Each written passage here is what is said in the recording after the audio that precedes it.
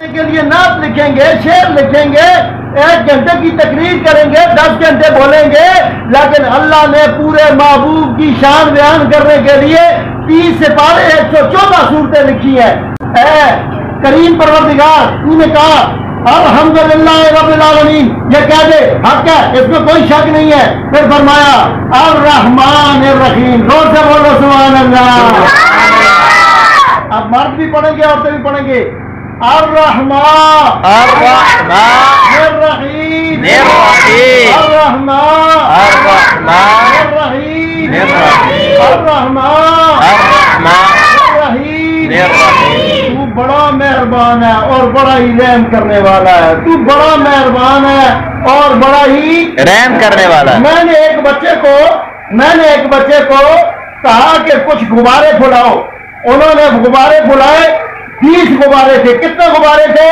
20 غبارے 20 تھے، اور سب بچوں کے ہاتھ میں میں نے ایک ایک سوئی دے دی۔ کیا دی؟ سوئی دی۔ اور میں نے کہا بچوں، آپ میں سے جو بچہ آخر پہ جس کا غبارہ بچ جائے گا اس کو میں 1000 روپے دوں گا، اور آپ کے پاس ٹھیک 1 منٹ ہے۔ 1 منٹ میں سب بچوں نے غبارے پھاڑنے تھے، اور ایک جو آخری غبارہ بچنا تھا اس کو 1000 انعام ملنا تھا۔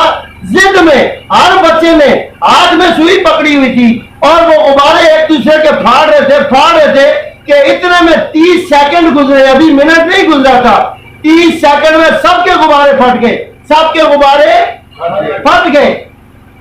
اب میں نے تو کہا تھا کہ 1 منٹ آپ کے پاس ٹائم ہے، ایک منٹ کے اندر جس کے غبارہ آخری بچ گیا تو اس کو 1000 دوں گا۔ تو سب نے غبارے پھاڑ دیے۔ اب کسی کو انعام ملنا چاہیے؟ کام نہیں ملنا چاہیے۔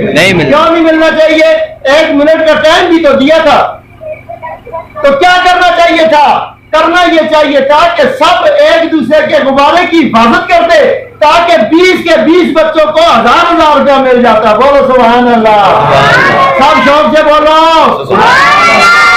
یہ معاشرہ ایسا ہے کہ ہم سوئیاں لے کر ایک دوسرے کی آواز نکالنے کی کوشش کرتے ہیں، ہم ایک دوسرے کو پھاڑنے کی کوشش کرتے ہیں، اور اس کی وجہ سے ہم اپنی قوت کو بھی ضائع کر رہے ہوتے ہیں، جبکہ کریم پروردگار نے رزق آپ کے مقدر میں لکھ دیا ہے۔ حدیث شریف میں آتا ہے کہ جب بچہ ماں کے رحم میں ہوتا ہے، اللہ اس کی ساری زندگی کا رزق لکھ دیتا ہے۔ بولو سبحان اللہ۔